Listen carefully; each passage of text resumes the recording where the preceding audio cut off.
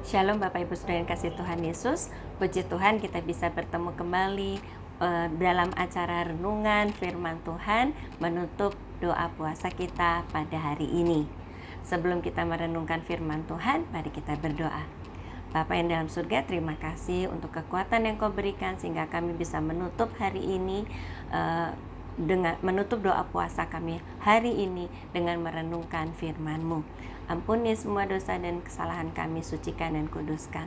Tolong kami untuk kami bisa mengerti, bisa mendengarkan firman-Mu dengan baik, bahkan menjalankan firman-Mu dalam kehidupan kami. Tolong hamba-Mu ya Bapa, di saat hamba-Mu akan menyampaikan firman Tuhan. Urapi mulut bibir hamba-Mu, biarlah apa yang hamba-Mu katakan sesuai dengan keinginan-Mu untuk berbicara kepada umat-Mu. Terima kasih Tuhan Yesus, di dalam nama Tuhan Yesus kami berdoa. Amin. Saudara, pandemi yang berkepanjangan membuat kita masih lelah ya saudara ya. Nah, kelelahan ini seringkali membuat kita melupakan hukum Tuhan. Padahal dalam hukum Tuhan itu ada larangan, ada perintah. Kalau kita menjalankan hukum Tuhan itu, maka kita bisa terluput dari hal-hal yang buruk. Kalau kita dilarang, jangan kita lakukan. Kalau kita diperintahkan, baiknya kita lakukan. Suatu kali, seorang ahli Taurat ingin mencobai Tuhan Yesus dengan menanyakan hal ini. Dari Matius 22 ayat 36 sampai 38. Guru, hukum manakah yang terutama dalam hukum Taurat? Jawab Yesus kepadanya, kasihilah Tuhan Allahmu dengan segenap hatimu dan dengan segenap jiwamu dan dengan segenap akal budimu. Itulah hukum yang terutama dan yang pertama. Jadi saudara, Tuhan Yesus sendiri yang menyatakan agar kita manusia mengasihi Tuhan Yesus dengan segenap hati dan dengan segenap jiwa, dan itu adalah hukum yang terutama. Artinya penting sekali dalam kehidupan kita untuk kita mengasihi Tuhan Yesus. Kita sebagai anak-anak Tuhan yang sudah lebih dahulu dikasihi oleh Tuhan Yesus dengan menebus dosa kita, kita diwajibkan oleh Tuhan Yesus untuk melakukan mengasihi Tuhan Yesus. Lalu saudara berpikir, kalau gitu Tuhan Yesus itu pamrih dong ya? Bukan saudara, Tuhan Yesus sama sekali tidak pamrih. Tetapi ketika kita anak-anak Tuhan mengasihi Tuhan Yesus, maka yang diuntungkan adalah kita. Mengapa?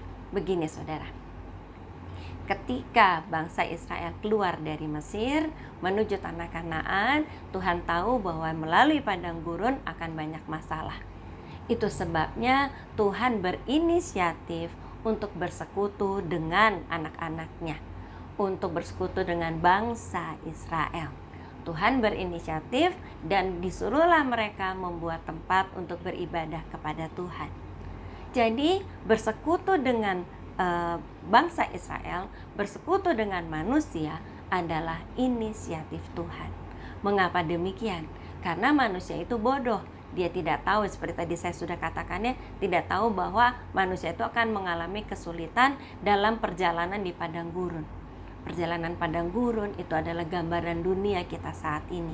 Kita yang hidup di dunia saat ini akan mengalami banyak masalah karena dunia sudah jatuh dalam dosa. Itu sebabnya Tuhan ingin bersekutu dengan kita. Kalau Tuhan ingin bersekutu dengan kita, bukan untuk kepentingan kita. Kalau kita tidak ingat Tuhan, maka Tuhan tidak bisa menolong kita. Tetapi kalau kita menjadikan Tuhan kekasih kita, maka kita yang punya inisiatif untuk bersekutu dengan Tuhan. Coba saudara bayangkan sebentar. Kalau saudara punya kekasih, saudara punya pacar ya, anak-anak muda yang baru pacaran gitu saudara ya, itu rasanya tiap hari kepengen ketemu sama pacar saudara, pengen ketemu sama kekasih saudara, pengen ngobrol, pengen curhat, pengen menceritakan ini dan itu gitu ya saudara ya. Nah itu seperti itulah ketika kita mengasihi Tuhan, maka kita seharusnya menjadikan Tuhan kekasih kita, sehingga kita kepengennya ketemu Tuhan, kepengennya ngobrol sama Tuhan. Saya ingat sebuah lagu cinta, lagu sekuler ya. Lagu itu demikian rupa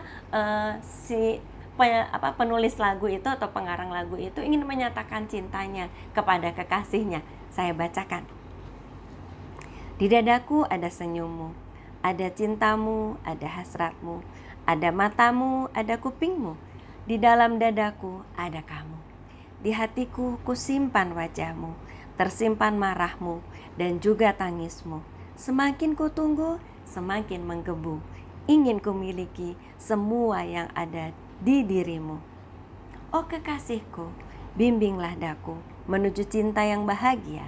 Peluklah diriku, hadirkan cinta, wujudkan hasratmu dan hasratku. Ada satu kata yang saya ubah ya, tapi intinya adalah seperti ini. Ketika kita mengasihi kekasih kita, maka yang terbayang-bayang itu kekasih kita. Matanya terbayang, kemudian senyumnya terbayang, lalu juga terbayang kupingnya ya, ada di hati kita, ada di dada kita, katanya seperti itu ya, ada di dadaku gitu ya. Terus wajahnya juga tersimpan di hatiku, katanya gitu ya. Jadi kalau kita mengasihi Tuhan, maka yang terbayang-bayang dalam kehidupan kita adalah wajah Tuhan, hatinya Tuhan, kasihnya Tuhan, tetapi juga terbayang marahnya. Sehingga kalau kita tahu marahnya Tuhan seperti apa, kita tidak mau bikin Tuhan marah. Jadi kita terhindar dari dosa. Tapi kita merindukan bimbingan-bimbingannya. Saudara, kalau kita punya kekasih, kepengen ketemu, pendapat kamu apa sih? Nah, kalau Tuhan itu kekasih kita, maka kita juga pasti bertanya, Tuhan, pendapat Tuhan apa kalau aku begini? Nah, seperti itulah yang diinginkan oleh Tuhan. Kita ini menjadikan Tuhan menjadi kekasih kita. Apakah dalam kehidupan saudara, Tuhan itu terbayang-bayang dalam kehidupan saudara? Saudara mau tidur, ingat Tuhan. Saudara mau kerja, ingat Tuhan. Apakah sudah seperti itu? Kalau belum, mari dekatkan diri kepada Tuhan. Banyak bersekutu dengan Tuhan. Banyak bergaul dengan Tuhan. Karena ada satu pepatah yang mengatakan seperti ini, pepatah Jawa ya saudara ya. Witing tresno jalaran soko kulino. Yang berarti cinta tumbuh karena terbiasa.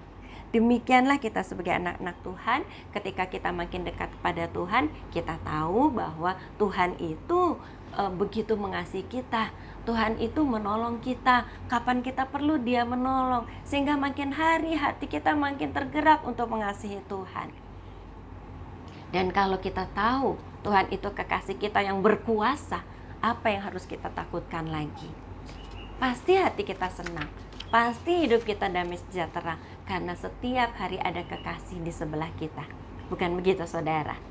Nah saudara, walaupun kalau ada kekasih kita, yaitu kalau kekasih kita adalah Tuhan, walaupun kita mengalami kesulitan sebesar apapun, yang kita tahu bahwa itu seizin Tuhan, maka kita dapat menghadapinya dengan hati yang tenang. Karena tahu pasti Tuhan tolong. Hati yang tenang ini diperlukan untuk kita bisa berdoa. Karena 1 Petrus 4 ayat 7 dikatakan begini, kesudahannya segala sesuatu sudah dekat.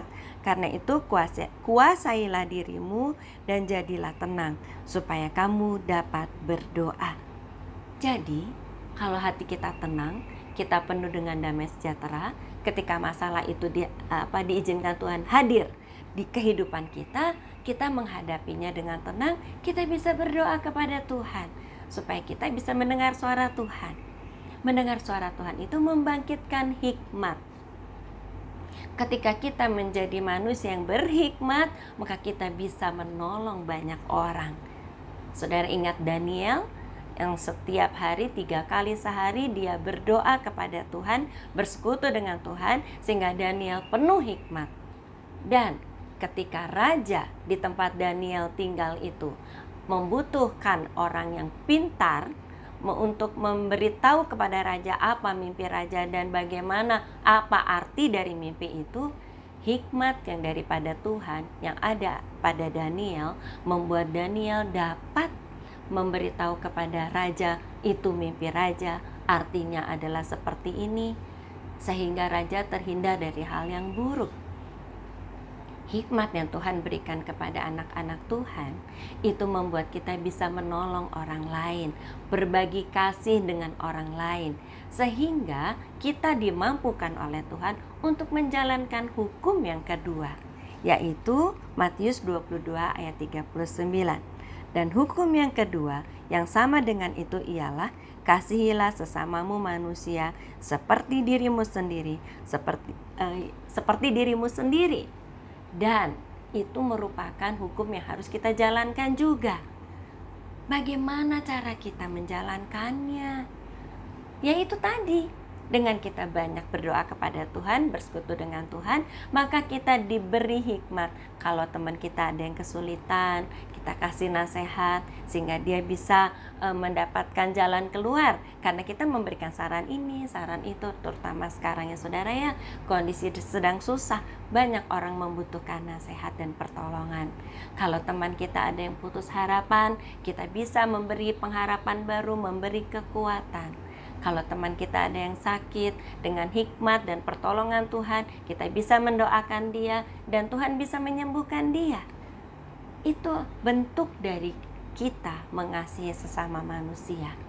Sudahkah kita mengasihi teman-teman kita, mengasihi anak-anak kita, pasangan kita, saudara-saudara kita, lalu teman-teman kita? Karena itu merupakan hukum yang Tuhan mau kita lakukan. Kalau belum, kembali saudara, dekat-dekat dengan Tuhan. Minta Tuhan kasih tahu, apa sih yang harus aku lakukan. Lalu berjalan bersama Tuhan, sehingga timbul kasih kita. Makin kita mengasihi Tuhan, makin kita banyak berdoa. Makin kita banyak berdoa, makin kita banyak hikmat. Makin kita banyak hikmat, makin kita bisa menolong banyak orang. Jadilah kekasih-kekasih Tuhan, saudara.